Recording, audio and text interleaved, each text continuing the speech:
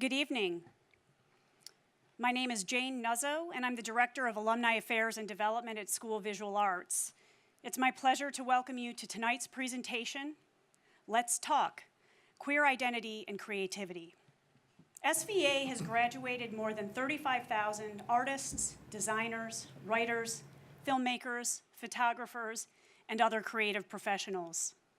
The Alumni Affairs and Development Office works to celebrate and support this vibrant group of creative minds. We are extremely proud of the hard work and exceptional achievements of our alumni and take great pride in continuing to support our graduates through educational and networking programs, career workshops and counseling, celebrating alumni achievements in the Visual Arts Journal, on social media, and in other online publications, providing alumni benefits, producing alumni exhibitions and art fairs, and hosting alumni panels, receptions, and special events in New York City, as well as connecting with alumni in cities across the country and around the world. To all of our alumni, as well as to the students and future alumni here with us this evening, thank you for joining us. We are honored you chose SVA to learn and grow as creatives and as individuals. And I'd like to invite all of you in the audience to join us after this evening's program in the lobby for a networking reception. We'll have some food and some refreshments, so please do join us. And for this evening's panel, with us, we have 5 accomplished alumni who will discuss how queer identity and the shifting landscape of queer political liberation impacts their work as artists and creatives. Allow me to introduce our panelists. Caroline Berler received an MFA in social documentary from SVA and is an award-winning documentary filmmaker based in New York City. Her debut film, Dykes Camera Action, which she began making as her thesis project at SVA, premiered in 2018 at Frameline 42 in San Francisco.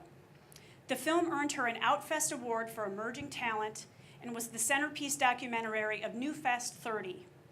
Prior to studying at SVA, she received a BA in Sociology from NYU. Alexa Cassaro received a BFA in Illustration as well as an MFA in Illustration as Visual Essay from SVA. Cassaro is a non-binary illustrator and cartoonist from the New Jersey, New York metro area. Much of their work is young adult and has characters ranging from sassy female types to sensitive males and everything in between. They have been published by Pronto, ComicMix, and is a contributor to Geeks OUT. Annie Rose Malamet received an MFA in photography, video, and related media. An educator and artist, Malamet teaches photography, video, and audio at Brick Arts Media in downtown Brooklyn.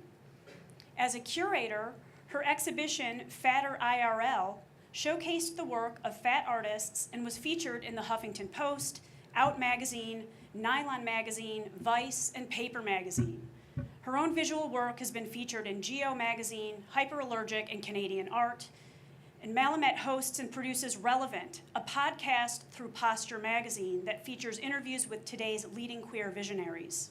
Antonio Pulgarin received a BFA in photography and is a Colombian-American artist who utilizes photography, photographic collage, and mixed media in his art practice. In his work, Pulgarin tackles the themes of cultural and sexual identity, memory, and displacement. His work has been shown in various exhibitions, including at the Fort Wayne Museum of Art, Brooklyn Museum, Longwood Art Gallery, the Margulies Collection at the Warehouse, Photo LA, Photoville, and the International Photo Festival Leiden. His work received honors from the Scholastic Art and Writing Awards, Young Arts, and FOCO, Magenta Flash Forward, Latin American Photographia, American Photography, and PDN Photo Annual. Pulgarin is a current fellow of the 2019 cycle of the Bronx Museum of the Arts Artist in the Marketplace program. Eric Rhine received both a BFA and MFA in Fine Arts from SVA. His work chronicles his experiences and travels, both geographic and mystic, and his 3 decades of living with HIV. His ongoing project, Leaves, honors the lives of over 300 individuals he knew who died of complications from AIDS. He is a founding member of Visual AIDS Archive and Artist Registry, the largest database and registry of works by visual artists with HIV and AIDS. Rhine's work has been exhibited widely, including at the Victoria and Albert Museum, the Museum of the City of New York, the Bronx Museum of the Arts, the Leslie Loam Museum of Gay and Lesbian Art, and the American embassies in Austria, Cameroon, Greece, and Malta. He is also included in the Smithsonian Archives of American Arts, Visual Arts, and the AIDS Epidemic, an oral history project. And finally, moderating this evening's conversation is Charles Snyder. Charlie received his BA in Media Arts, Photography from the University of South Carolina and his MFA in Photography from Georgia State University. Charlie has exhibited his photographic and sculptural work around the Southeast as well as in Miami and New York City. His recent work has largely centered around his drawing practice. Additionally, Charlie co-chaired the Queer Caucus for Art, a College Art Association affiliate organization from 2014 to 2017. He used his time at QCA to help support intersectional panel proposals and to advocate for greater trans and non-binary gender inclusivity and cross-disciplinary efforts. Please join me in welcoming tonight's panel. And Charlie, I'll now turn it over to you. Thank you, Jane. And thank you to all of you for coming.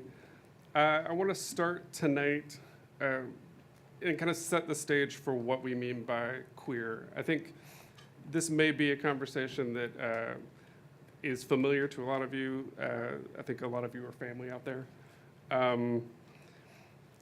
It's important, I think, to qualify what queer means in this context because it's a word that is very fraught. Its meaning has shifted pretty dramatically across the decades. It is at the same time a stinging pejorative for a large number of people in our community. It's also an empowering political identity, and it's a rhetorical shorthand. It's also been sort of colonizing and appropriated by philosophy and aesthetics, and it's taken on new meanings there too. Tonight, when we say queer, I think in general we're using it as an umbrella term. It's a catch-all to encapsulate the various sexual and gender identities that are represented by the individuals on the panel, but that are also part of the broader LGBTQIA+ community. And so to start our discussion, I'd like to know from the panelists what role your identities play in your art practice. Caroline? I think it's definitely, I think of it as a perspective. I draw on my own life experience, how I've navigated through the world, and I also have a background in sociology, so I think a lot in those terms. For me, non-binary often comes off in my characters. They all look pretty much genderless when I'm doing my illustrations. They don't really seem boy or girl. They're kind of just that in between. So it just happens to be, it just comes out of nowhere. It's not like I really think about it. It's kind of like first nature to me. But like I was telling you before, my friend who's actually there, Michael Lortano, he one day was looking at my work and was like, you know, I feel like all your characters are basically a part of you. Like they are kind of almost genderless. They have sensitive boys, sassy girls, and they're all like a part of you. And I realized, like, you know, that's it. It's basically I'm putting myself on the paper, so it's basically a part of me is out in my comics and my illustration.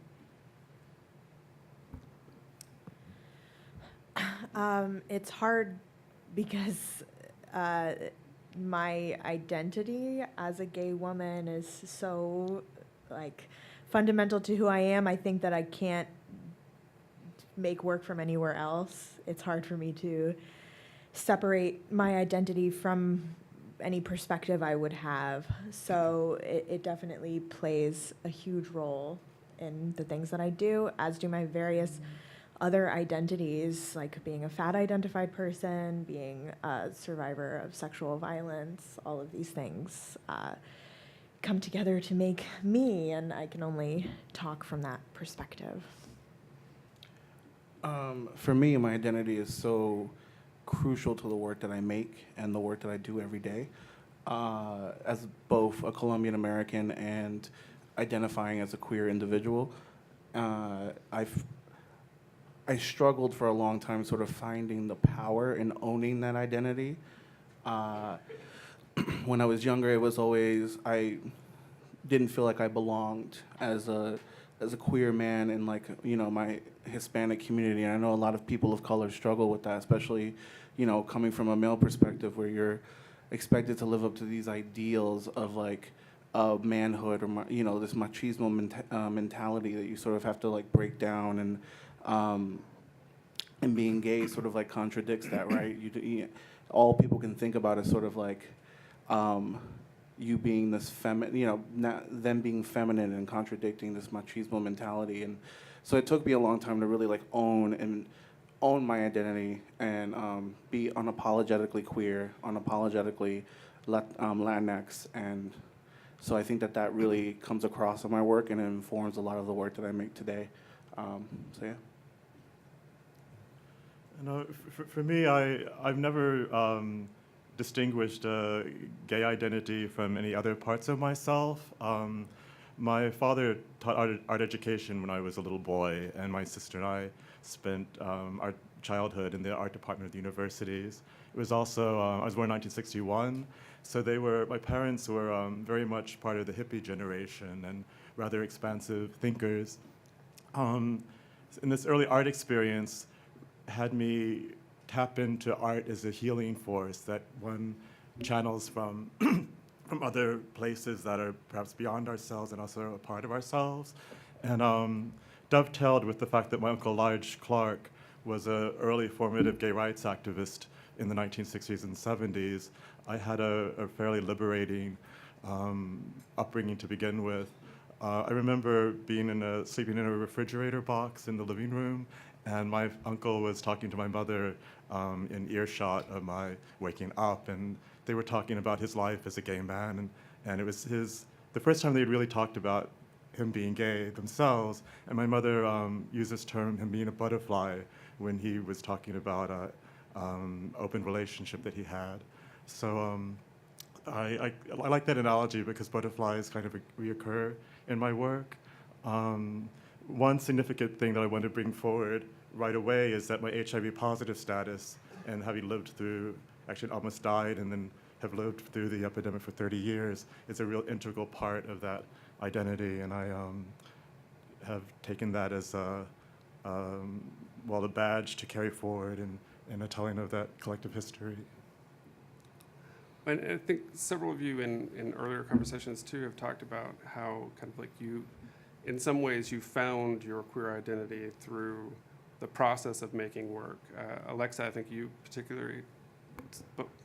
Yeah, like for the longest time, I really wasn't thinking about it. But like I said, you know, drawing these genderless characters, I kind of it suddenly kind of hit me that I was like, wow, you know what? I think this is what I want to do, and I want to be.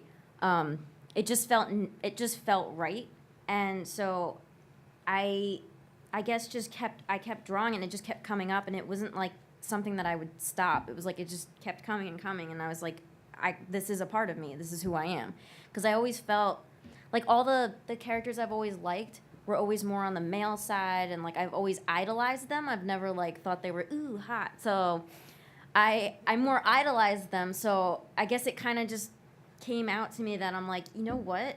I do idolize them because I kind of want to be that. So, you know, looking at my drawings and my comics, they all, like, there's specific characters that you can tell I really draw from. And it kind of just opened my eyes to something more meaningful to myself, because, like I said, I never really thought about it. I kind of just coasted along, and then when it finally hit me, I would say in my MFA, because I kind of like blossomed into like the weirdo that I am.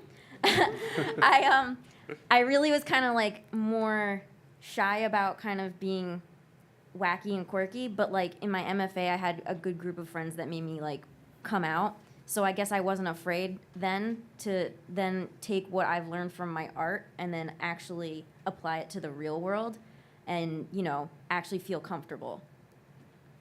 Well, I think, you know, queerness is something we all have to discover for ourselves, and I'm curious what those sort of points of queer identification you guys individually found that were those kind of earmarks for, oh, this is who I am.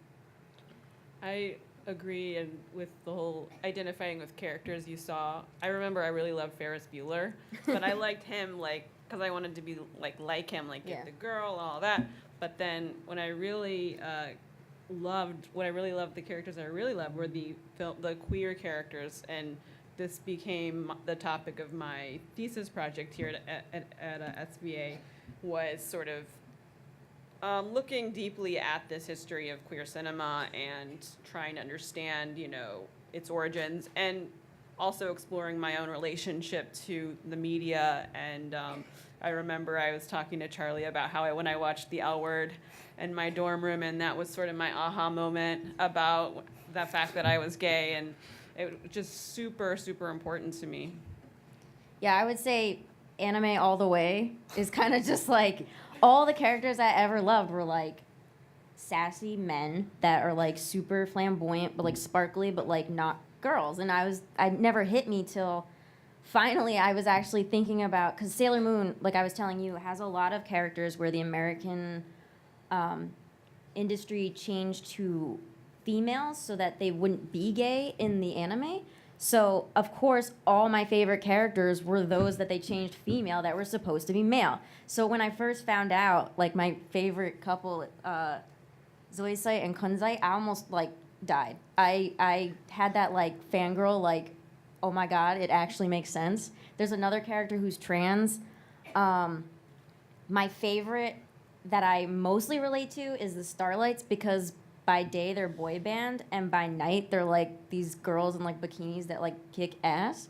So they're literally like my idols. Like that's actually what I love, is that they're kind of that in between. They can be both. And like I guess, growing up it was more like one or the other, but then as I became more aware, then I realized, it can be both. And like I always grew up on anime, so I was kind of always looking at it and aware of it, just not clicking it to me. Like I said, because I've been watching Sailor Moon since I was like 5. But like as I went on, more of the characters that I started to favorize were like the sassy males, especially Lee Seorin from like Cardcaptor. Like that's pretty much me it's like the sassy nugget, that's me. So definitely anime all the way for me. And plus all the yaoi that's out there is just, it's beyond what I was thinking of myself. As somebody who really heavily identifies with feminist and femininity and glamour and all of these things, I didn't really, I guess when I was younger, I didn't really see myself represented very often. So my cultural touchstones for me became gay men, really, and drag queens and all of these, like Priscilla, Queen of the Desert was my favorite movie when I was a kid. Yes, all that. I was just that, and the first out queer person I remember as a child seeing was my mother's hairdresser, who was this gorgeous man who had dyed silver hair and in a black leather outfit. And I told my mom, I was like, I have a crush on him, because that's how I processed it. And my mom told him, and I remember him saying like, oh, if she only knew. And it's like, but I did know in this very like subconscious way.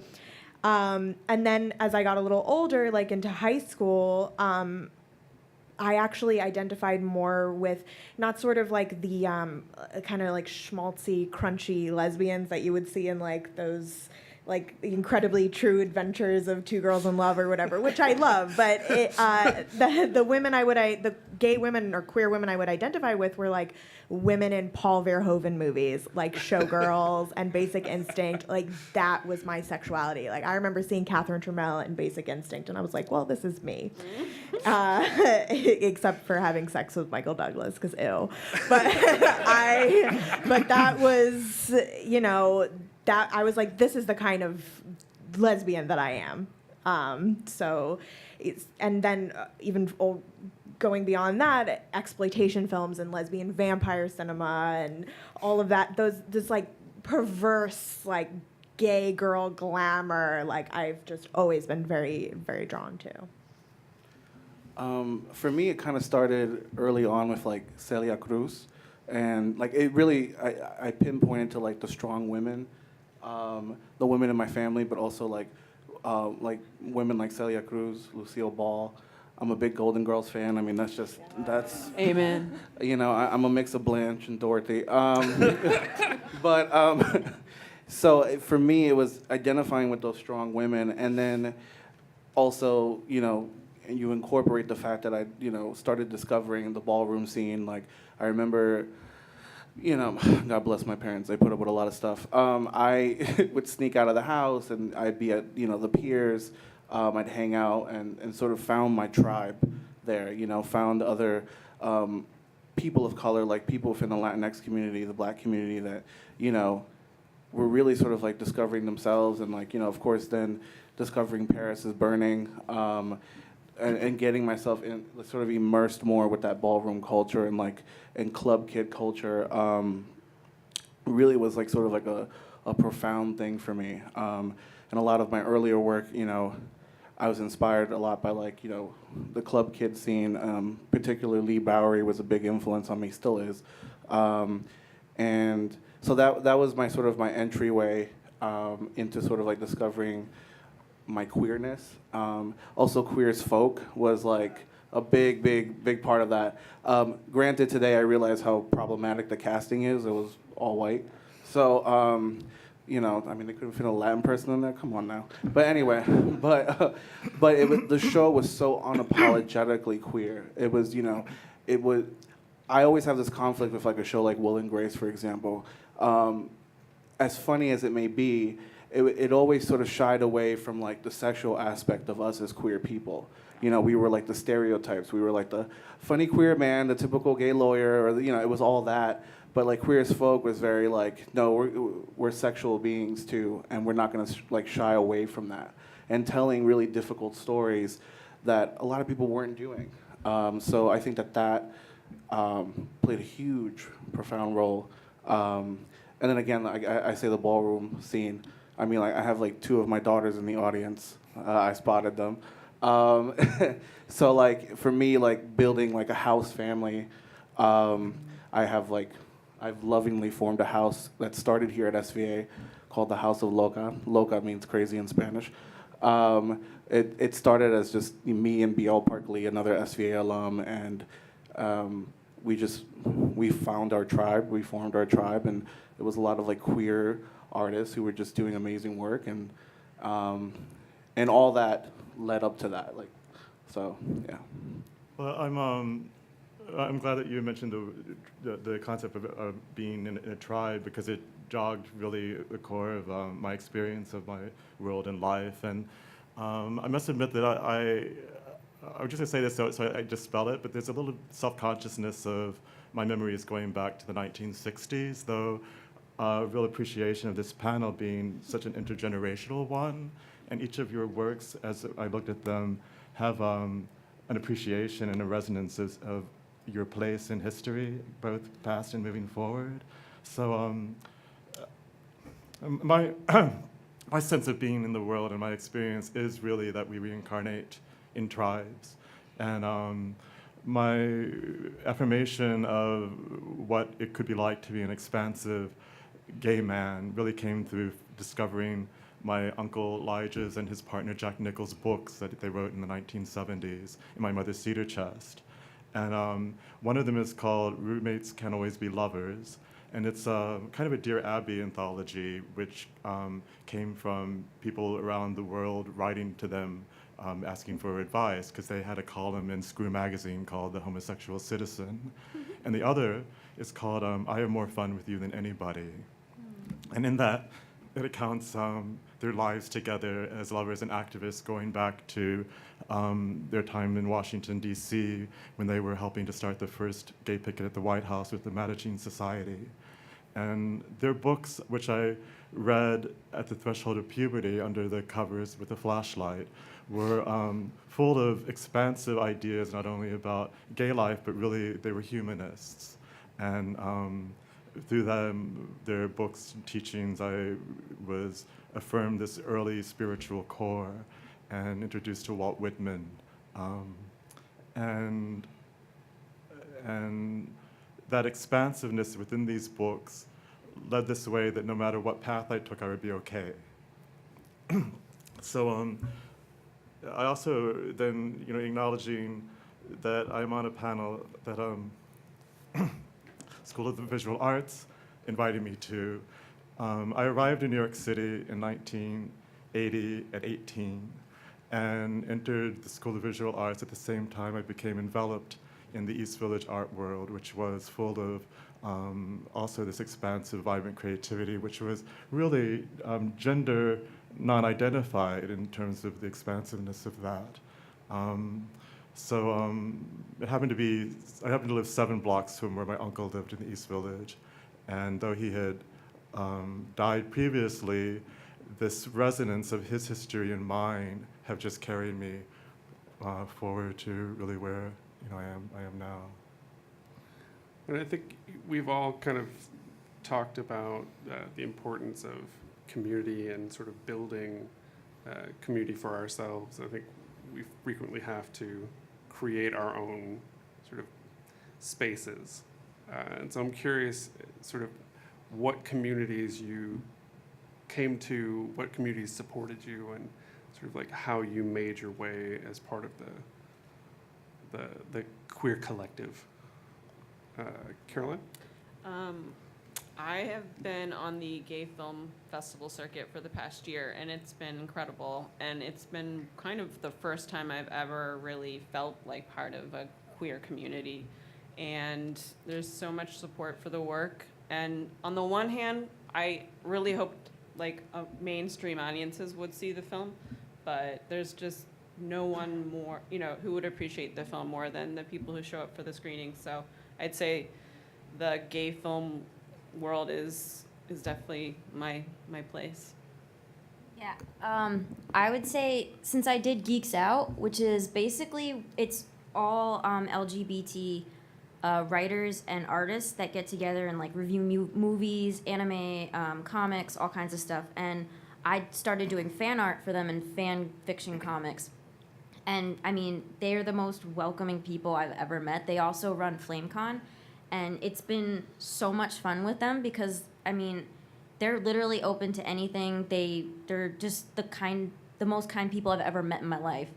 And then leading out to that is once again, the anime culture. I do a lot of conventions and tabling, and a lot of people will come up to me and be like, "Thank you for doing this for me. Thank you. It made me feel this way." And it's honorable.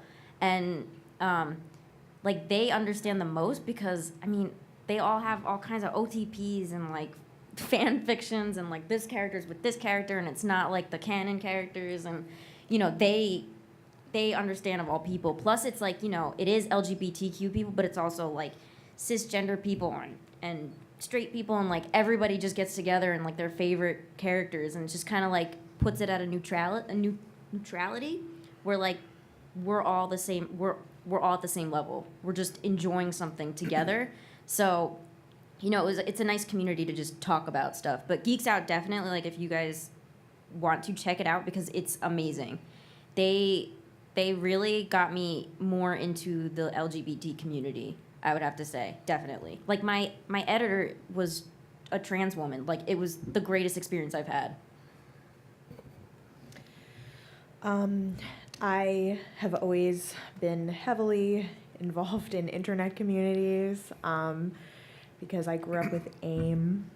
And I have always kind of found my people there. And I still have a lot of community online, particularly from my time as a sex worker.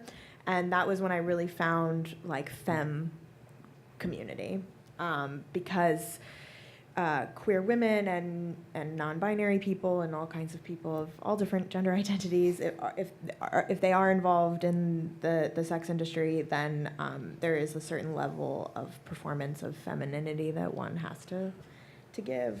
And that was when I really started to meet women who were like me, who were, very hyper feminine and loved other hyper feminine women, and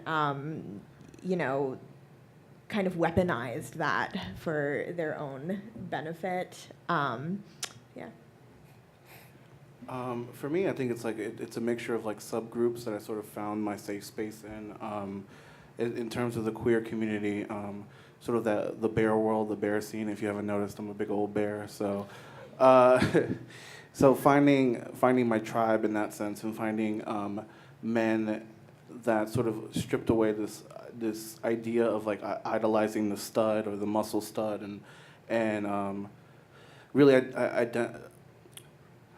putting men of different shapes and sizes like on a pedestal versus one particular type. And the bear world has sort of been my safe haven.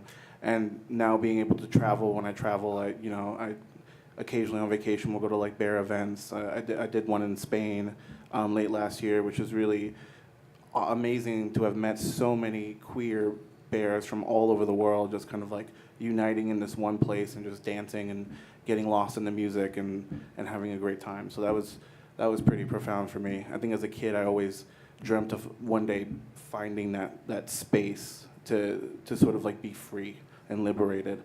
And like I mentioned earlier, for me, the ballroom scene, ballroom culture, big influence on me and my identity, and finding that safe space there. People of color, being in one place, and celebrating things the aspects of our identity that make us us, that make us truly unique. Although I will say that now ballroom culture feels like appropriated now and sort of like integrated its way into mainstream heterosexual society. And when I hear people go yes or shade or all that, I'm like, I'm starting to get tired of it. But I mean, I'm glad that people are becoming more aware of the culture and where that came and what has informed our history as queer people. And I think last, for me, it's finding my way back to feeling safe within the Latinx community. Growing up, I always felt sort of like, I felt really disconnected. Being gay and being Latin was not an easy thing. I didn't feel like I belonged. I mean, I still have like a difficult relationship with my mother and like some people in my family, just because they don't quite understand that it's part of my identity, and they still have these sort of like old machismoistic like ideologies that they are so tied to, right? That Latin men are supposed to be a certain way, and of course being gay contradicts that, as I said. So, but now I'm just sort of finding my safe space in that community again, and embracing being unapologetically Latinx. But that's been a process, for sure. So. I'm part of several communities that intersect and relate to one another. They come primarily through relationships and connections of my artwork, but also its interconnection with my spiritual core. There's a gay shamanic group that meets at the Gay and Lesbian Center once a month, and we practice ritual and shamanistic journeys. And through there's some Native American communities that I'm involved with to also tap into the indigenous belief systems. I feel like an experience that collectively the involvements with the communities that I'm involved with strike and drive this momentum of an understanding that my artwork and my queer identity and my path as an HIV positive person is a spiritual one and a guiding force that is not only for my service but for that of others. I'm very involved with the Leslie Lohman Museum of Art, an avenue because I'm in their collection, but also it's extremely vibrant and expansive community of people, intergenerational, that are both honoring gay erotic art from the tradition of the founders, Charles Leslie and Fritz Lohmann, but also really looking towards the question of what is queer art and what, in a very expansive and inclusive way. My primary foundation is visual aids. I'm a founding member of the archive and artist registry of visual aids. And I became involved with visual aids at a very instrumental moment in my life. It was 1994. And at that time, though I had been positive since '87, was very shy about my HIV being included in a conversation of my work, both for social stigmatization and also it was a time when the National Endowment for the Arts was being, the ramifications towards fundings, towards queer identified works. So I was very shaky, and as I was becoming, stepping into inclusivity of that, I was invited to become part of the conversation of what can visual aids do for artists. And so that relationship has been a foundation even to today. I don't, for those of you who may not be familiar with visual aids, they started the Red Ribbon, and since then are very active in HIV awareness through visual art. But it's an all-encompassing, because I think that's important to stress that HIV is about so much more than just the virus itself. It goes into HIV decriminalization issues, how we historically have related sexually, not only in gay relationships, but other things. So, they have such an expansive view of ourselves and the human experience. So just going to their website, which I would encourage people to do, there's listings of programs and exhibitions that one can go to, and it's just a horizon which I am extremely grateful for. I'm curious what, as queer artists making work, what sense of responsibility do we have, or do we have any, to make work that speaks to our community, but also to outside communities? I don't know if anybody has any specific thoughts about. I mean, for all the people that read my comics, I kind of, LGBT should be, for me, it's a normalcy. Like, it's part of my life. It's not something that's, like a giant flashlight that like goes on and off. Like it's part of my normalcy. It's like it's like breathing. And so for my characters in my comics, I definitely make it so that it's known that they're queer, but it's just part of their life. Like, we are unique and we should be proud of it, but at the same time, I want other people outside of our community to realize that it's a normalcy. Like, we're just like everyone else. We all have love interests. We all have relationship problems, just like everyone else. Nothing's really like, it's not, I kind of want to break that like assumption that people have of our community. Where like, I want them to realize that it's part of us. Like, we're all pretty much living the like pretty equal, not equal lives, but we all do go through stuff, and it's not something that we should separate ourselves from. It should bring us together, kind of like, we all understand that people go through a lot of stuff. So, I take it as like a lens of like normalcy. So like, I kind of like to slip it in there so that like, when you're reading, you're like, oh, not like slap it in your face like it's right there. I like more subtle messages. So any of my characters, whether they're queer or not, it's very subtle. It's just, like an everyday kind of thing. I totally respect that, but I feel completely differently. I'm a fucking freak pervert. I'm not of God. I don't want anybody to think that I'm like them. I don't care about straight people or how they feel. And that is like where I'm coming from. I make work for queer people. I really only care about what we think. And I think that I totally understand that feeling, though, because we have been so demonized as a community, and I completely get where folks come from when they feel that way, and I respect it, and I think it's just a different way of moving in the world, and I don't think that the way that I move is better than the way that anybody else does. But I definitely want to make people uncomfortable, and I thrive on it.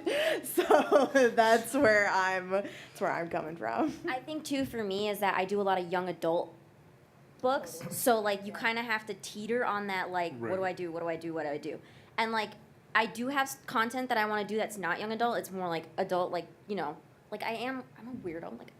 I don't care what I really don't care what anyone thinks, but when you're doing young adult, that's when you have to teeter on I want all these young adults to know that there's some kind of community. But I totally understand you. It's awesome to just do whatever the hell you want and be well, this is me. And so I also do like to do that. But like I said, for young adult, it's this weird balance where you don't know, especially with publishers. You got to be Right, you have to know your audience. yeah. Damn. No, I mean, for me, I make work now. I mean, essentially, I'll be honest. It's a narcissistic process, right? You do it for yourself first. I do it for myself first because I have to resolve something within myself. I make the art because of me, and it's not until after that the work is done that I sort of look at what the bigger thread is, what the bigger message is. And I'm just now recently sort of owning the power of wanting to empower queer people of color, particularly my audience, the Latinx community, my Latinos, to really empower mi gente, especially mi gente that are queer in our community, to really sort of own their narrative and empower them to really have a platform or to see work that they can resonate with. I also, believe in being unapologetically queer, and I understand the sense of sort of normalcy and people knowing that we go through things and we're everyday people, we go through everyday issues, but I also just there's a power in just owning that I love being a gay man, and I love that my sexuality isn't stripped from me. I love that I don't necessarily have to identify with heteronormative ideals of what a relationship should look like or be, or I'm and this also goes back to cultural things, where it's oh, you're 30, or I'm about to be 30 in 7 days, but but this idea of by 30 you should be married and do this and have that. It's no, I'm gonna be 30. I love my job. I work with amazing individuals. I love the work that I do in the day. I create art programs. I help create art programs in public schools throughout New York City. And then I get to, Arts Connection, shout out to my people right there in the front row.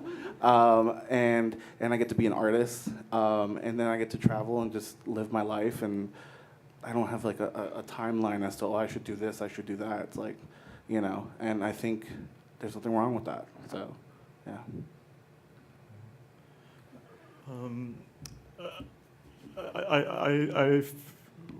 Initially, I approached that my art is a relationship to myself and an investigation and delving into the core of who I am and my full potential. And I think that this question for me relates very much to why do I include my HIV status within the first 2 sentences of my biography. And I take that as a desire to utilize my HIV status and long-term survivorship, and an attempt to present that in the most expansive way possible as a window of transformation and a way of being able to see and experience the world in ways that one might not necessarily first perceive. And in the contemporary context, me positioning myself as a long-term survivor in relationship, for instance, to my Leaves piece, which is a memorial, brings forth the vast history of loss and remembrance that we've had to a contemporary context of the survivor who is part of the world today. I think it might actually relate to your next question on political in art. So I might be Spoiler alert. Spoiler. preceding that. So I enjoy, though it can be challenging to have that identity to the forefront, because even though I might present that news even in social contexts, I often share that makes you positive in sort of a more matter-of-fact way. Internally, it takes some work continually because of a long history, which still continues, of HIV stigmatization. Though remembering and honoring the more than 300 individuals that I knew who died, who were vital, creative people in our world, and presenting them in that context is an important energetic connection. I also have extreme meaning when it actually does go out into the world. And for instance, I've had a relationship with the Art and Embassy program, which places artwork in embassies throughout the world. And the first one was in Cameroon. And I was searched out and selected to have some of my leaves in Cameroon in the ambassador's residence as a window of conversation so that she could not only address AIDS issues, but also homosexuality. And currently there are 6 in the residence at the American ambassador in Greece. And it's in their dining room, these 6 pieces. One of them happens to be a tribute to the ambassador's wife, whose uncle died. So these avenues of that, my relationship to the spirits that I feel of people who died, to continue in a conversation is extremely important to me. Right. Carolyn, the Dykes camera action, I found when I watched it was incredibly informative, and it unveiled this history that I didn't realize was there. I'm curious, was that your initial, when you were conceiving the idea, was that your initial intention to be educational? Yeah, I think a lot of gay people or lesbians are on the search for their own history, because I did not learn any LGBT history in school. And it's felt like it was up to me to learn it. And we were left out of history a lot. So it's up to us to create histories and write our own histories and write histories for other people to learn about it. So I don't remember your original question, but yeah, history is really important. So we're running close, but I do want to ask one more thing. I want to see how you guys respond to, is making queer art inherently political?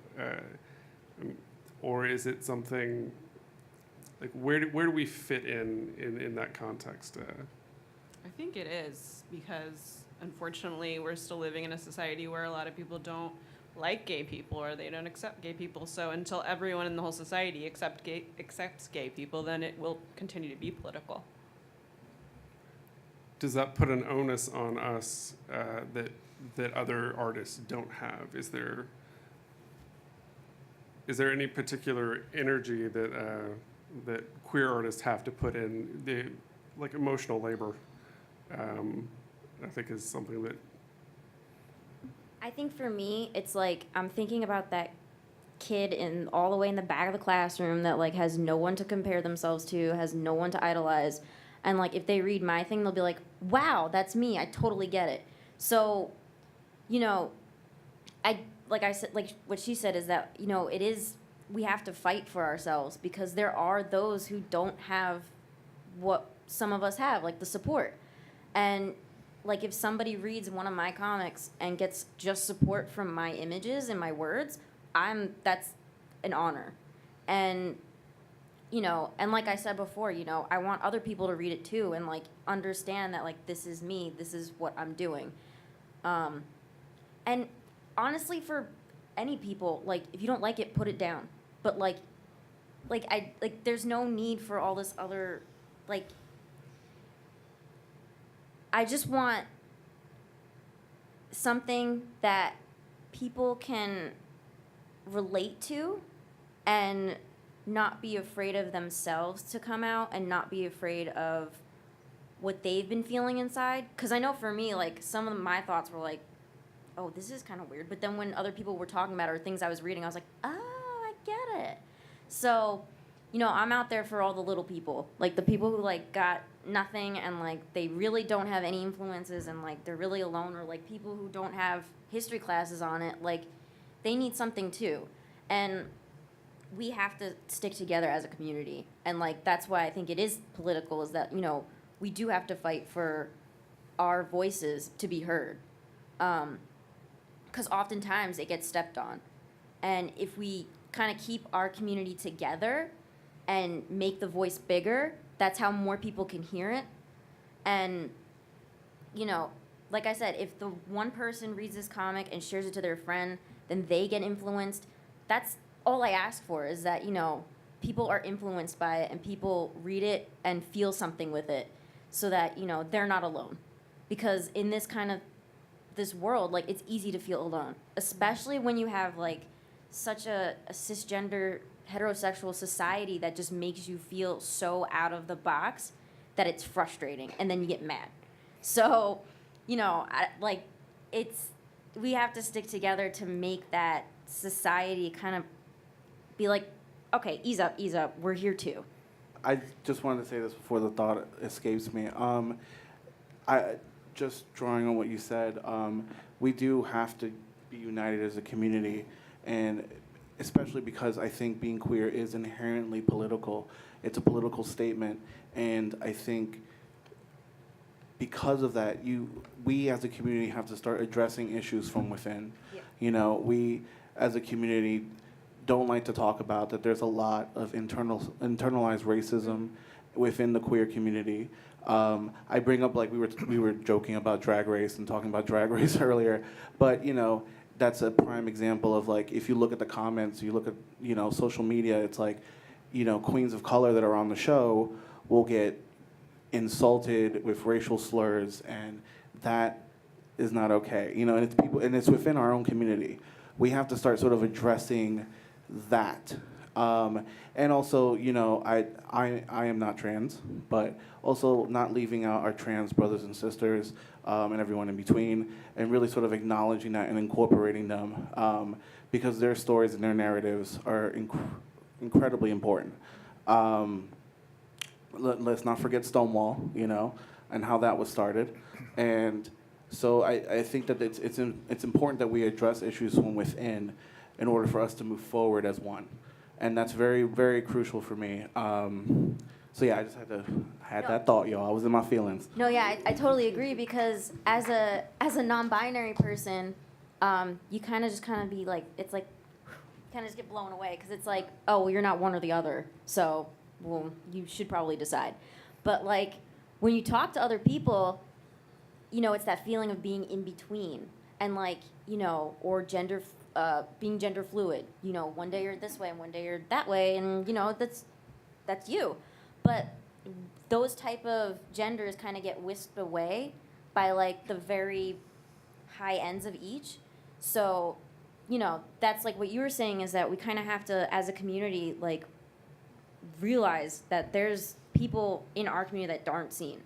Bi people always get, you know, crapped on for, like, well, you know, you're one day this and you're one day that, and, like, basically called wishy-washy, and it's ridiculous. Like, we're a community. We are LGBTQA+. Like, we are all together in this, and I don't understand why we should be pushing people out of it. Like, this is our safe place. We should be all together, and we should be helping each other and making our people who don't have a voice have a voice. So, like I said, like, being in the middle of, like, non-binary, you kind of don't get mentioned a lot. Like, it's kind of like you're just there. And, you know, it's it really does suck. But like when you find that group of people who do kind of take the internal problems and like understand you and you become part of something, it's amazing. So like if we all just did that, I feel like we'd be a force to reckon with, like if we were all together on something. But, you know, unfortunately, like there's always going to be those people who like to separate themselves or, you know, think highly of themselves and not others. And, you know, it's just, if, like I said, if we were to work together, it would be an amazing, like, not that it's not an amazing community already, but it would be amazing. It would be, like I said, a force to reckon with because we'd all be together on it. Yeah, I guess I agree with everybody that it is inherently political thing to be a out queer person and to make work about being queer, and I don't think there's any choice but for that to be political. I think at this point in my life, I'm not very interested in cisgender heterosexual people being comfortable with me or with the work that I make, and so I'm not really, I don't really feel like it's political in that direction of like, oh, acceptance and tolerance and all of these things. It's really more just furthering the discourse within our own community. And like you were saying, the things that the racism in our community and the fat phobia in our community and the internalized homophobia, the misogyny that gay women will often enact on each other, and abuse in queer relationships that the mainstream and our own community just doesn't take very seriously. So I fully agree that I'm definitely more interested in talking to each other. Oh, wait, hold on. Shout out to SVA for turning this into SV Gay tonight. I just want to point that out. Big ups to SVA for that. I really, really appreciate that. Because, you know, it for me, this is kind of surreal being on a panel like this. And, like, Same. right, yeah. We were all joking. We were like, oh, man, I'm going to need, like, an adult beverage before I get up here. But I did not, by the way. But That we know of. I did have some Popeyes. I tore that up. But anyway, but it's amazing to sort of have this and to be on a panel with so many, you know, incredible artists with, like, you know, just a world of different but yet like-minded views, and to have this platform is just kind of insane. So I never thought as a kid I'd be doing something like this. So this is pretty cool. I just wanted to say that. Shout out to SVA for creating moments like this. This is important. So. I don't really experience my gay identity from being separate from the rest of the world, and I definitely do agree and experience that having your gay identity within the context of your work is political, particularly in my experience with HIV. And it has a political what is the difference of political ramifications and maybe social activism, you know, as well. The gay world is extremely still AIDS prejudice or AIDS stigmatization. I don't find it in particularly myself with the communities that I navigate with, which are very accepting and inclusive, but I hear from my friends in terms of things that members of the Grindr Scruff community who still encounter, you know, what was it, DDF, drug disease free, or are you clean, kinds of aspects. And there's still a tremendous amount of healing to be done that occurred between gay men through the AIDS crisis. And there are tools like U equals U, undetectable means untransmittable, meaning if you have an untransmittable virus, you can't transfer the virus. If you're undetectable, the conversation around Truvada, or I think these are all tools which can bring us together, yet they're still politicized. So, you know, I feel like having my long-term survivor and putting it into a spiritual, expansive context, I hope can have some effect on that. I tremendously appreciate when my work is presented in context beyond a gay identity as a gay person, whether it's a leaf memorial, which I am offended to has to be included in the context in a show about nature, to on the 7th opens a show at Julie Saul Gallery, and it's a show called Something in Between. It's about couples, and most of the couples in this photography show are heterosexual. And the curator included my HIV activism within the context of my work in just a beautifully inclusive way. So my feeling is that as gay people, or gay identified people, queer people, that we have the ability to actually open up and help heal humanity at large, and help even heterosexuals unleash the binds that keep them into the confines of their beings. So that's what I would envision, us as a mission to embrace and understand that we're a part of that. Thank you, guys. If there are any questions from the audience, I think we have some mic stands. Feel free to come down to the front. Okay. Hi. Thank you all for, this was really informative, and I really enjoyed as you said, getting our gay on. I'm a social studies teacher. My wife is an artist. She's actually getting her MFA at SVA. But something I always wonder about, the queer community is different from other minority communities in the sense that we can't really reproduce our way into being a powerful numerical system, right? Like we're going to be limited based on population. The Latino community is going to outpace white people, which is scaring the hell out of some white people, which let them be scared, whatever. But doesn't that kind of change how we need to interact with the heterosexual community? And what are your thoughts about that in terms of the responsibility of artists in trying to facilitate that connection to a larger American society specifically, especially given how divided we are right now? I mean, have you thought about perhaps maybe this kind of drawing a line in the sand and not engaging with that community is actually going to hurt us in the long run? I don't know how. Thoughts, guys? You're like, you don't care. You're like, whatever. I don't know. I don't know. I do. I mean, like I said, I believe in being unapologetically queer and whatnot, but I don't necessarily draw a line of hetero folks over there, get away from me. It's not like that. I do believe in sort of engaging in conversations and keeping that dialogue open is crucial, especially when there's aspects of being queer that people don't understand.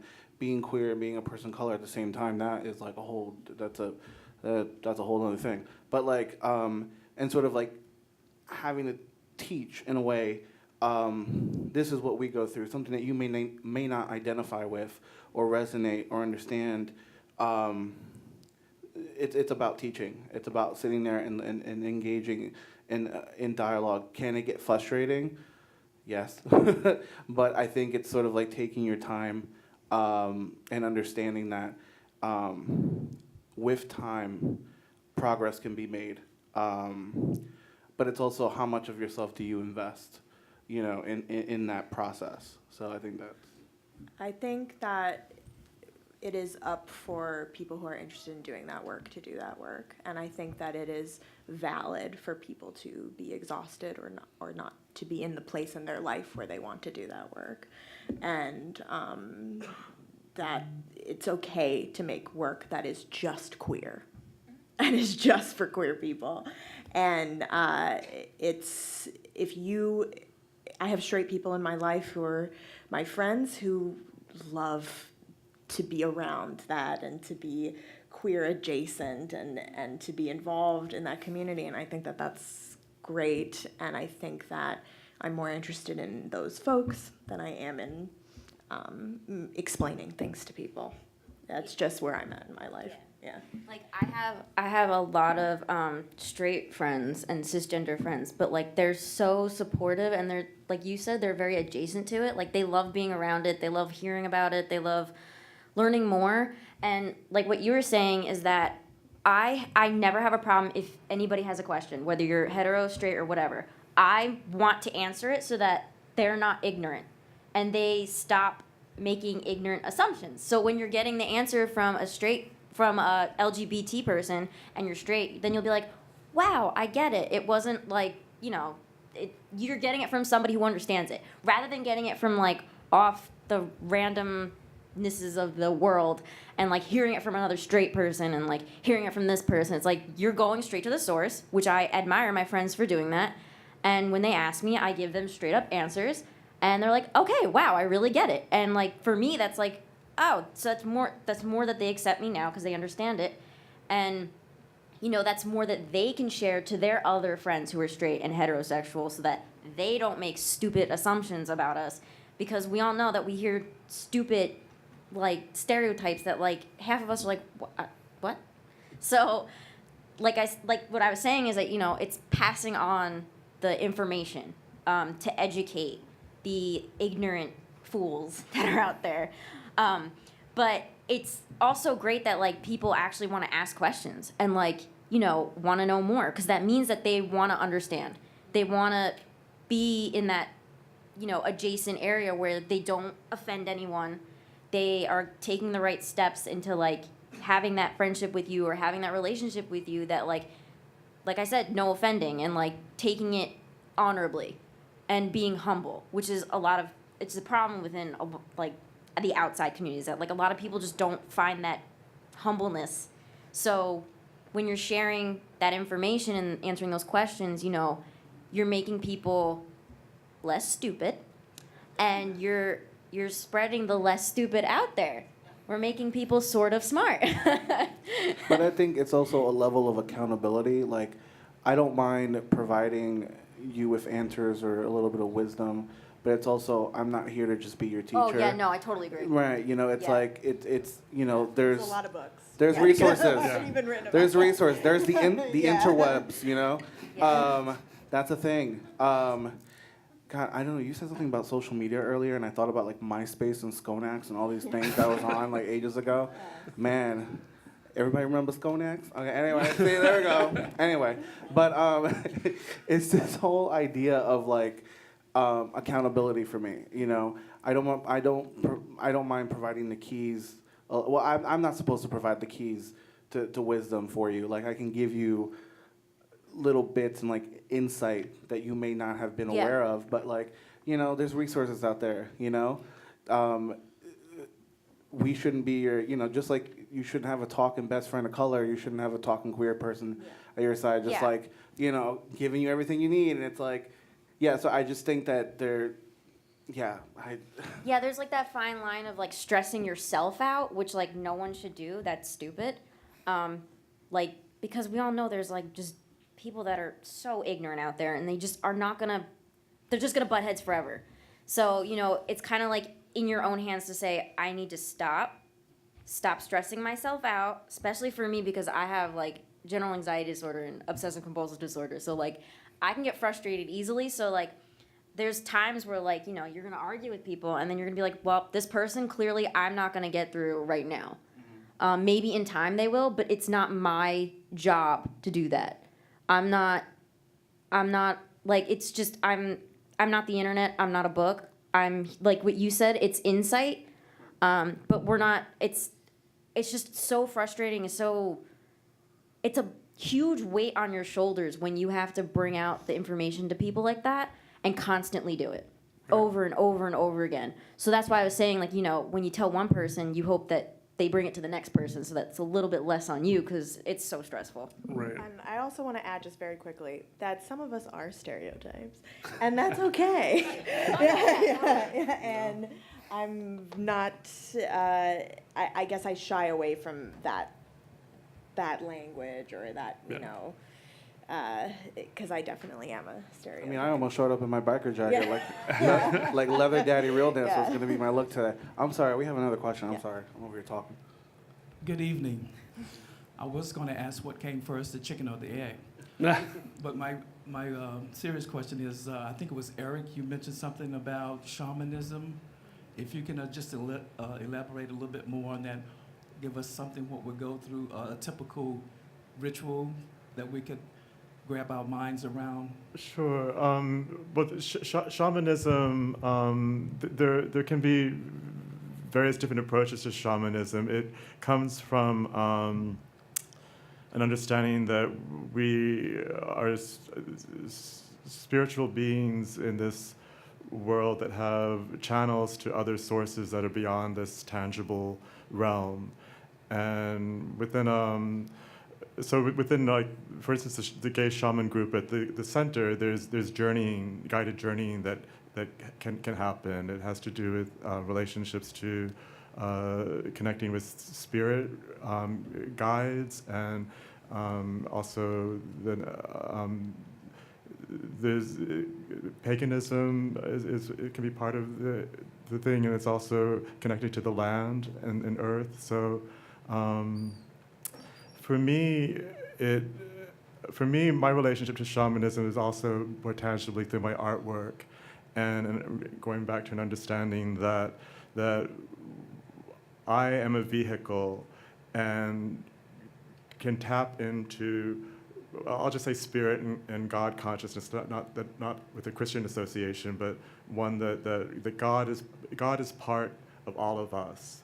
And there are sources that we can tap into which take us to information that are beyond the tangible realm. And since I was a child, going back to my early experiences, there is communication through this divine source that comes through me and manifests in the objects that I make. And the art is actually a relic of that experience. The experience is actually the art.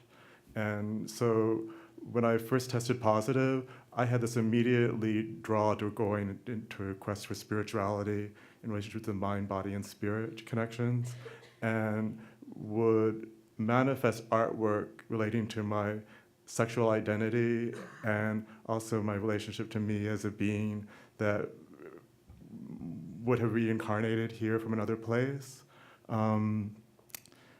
So that's sort of a shamanistic sort of practice. And so I feel that we are here to learn and grow and to go home to ourselves.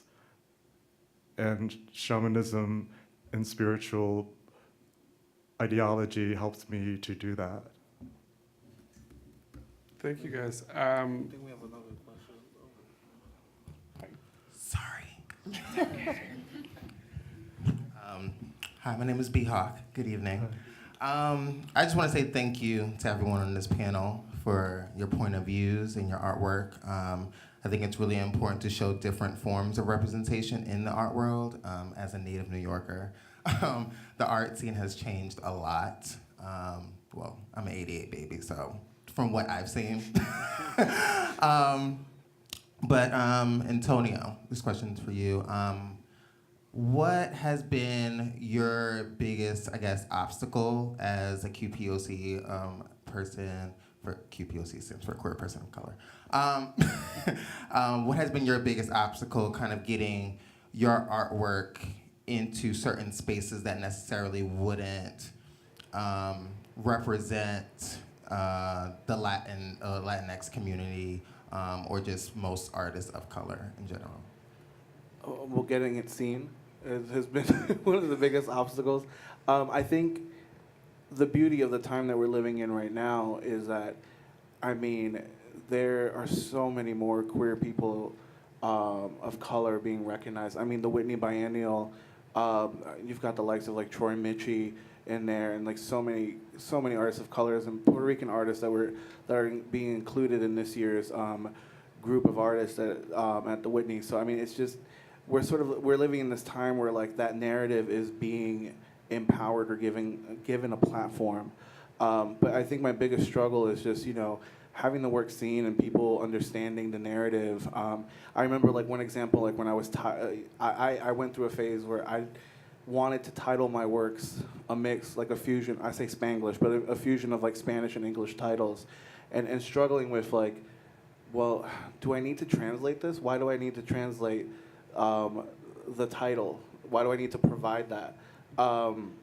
And sort of, and that goes back to sort of owning my my power, my narrative as a Latinx queer artist. So I think it's just, you know, knocking on the right doors, blasting through doors if you have to. That's what I've learned when I've had trouble, getting the work seen. But I think, you know, we're living in a time now where it's like that narrative is so important. Our narratives, our stories are so important. Another big issue I faced was having people that were outside of our communities telling our stories. Especially starting with like documentary and portrait photography, which is how I initially started my artistic journey. It was, you would see a lot of these white photographers travel to like, you know, my home country of Colombia, you know, and like stay there for like a week, shoot a project, and never really understand the issues there or anywhere else. You know, you see that in India a lot. You see a lot of Caucasian photographers travel there. They're there for a week. They shoot a project and never really immerse themselves or care enough to really immerse themselves with the real issues going on. And it's just like you're exploiting these people of color for your own benefit. And I think that, for me, early on was like my biggest issue, my biggest like strife. You know, seeing others take ownership of our narratives. That was my biggest. But you know, the tide is turning. So I mean, that's, you know, we're making change slowly but surely. We're getting there. So I want to allow everybody to continue the discussions. We're going to have a reception outside. I want to say thank you first to the panelists. And thank you to all of you who came. So let's go have some drinks and some snacks. And Wait, I don't know who the tech person is, but can we run the slide with me on it for a second? I want to take a picture. I didn't get to do that. I'm sorry.